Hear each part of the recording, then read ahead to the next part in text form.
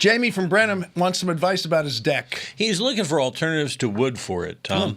And this is the one he's talking about. I mean, it's a nice-looking deck. It's a pool deck. You can kind of see the edge of the pool over here on the side. And only in Brenham would you get a big, beautiful tree like that on the edge of it. Chop it down. My contractor in Brenham is recommending Trex to replace an old wooden pool deck for a small back porch. He says we don't want the maintenance, he says, of wood, and we want something durable. However, my father, he says, told me it's not going to be compatible because it's going to be moldy and nasty. So, Tom, Jamie wants to know your experience with composite decking.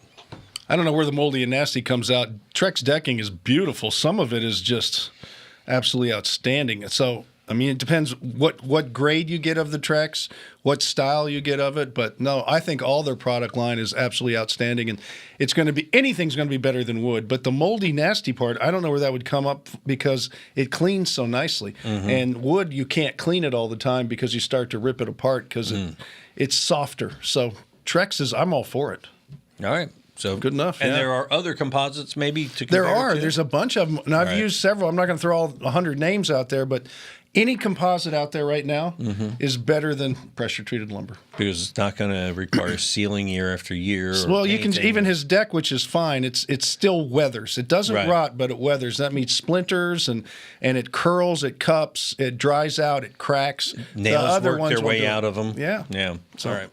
So tell your dad, thanks for your advice, Dad. Get your Trex, which you say. Yeah, I don't understand where that came from. Sorry, Dad. Hey, we're happy to help you out and debunk your dad's advice, too.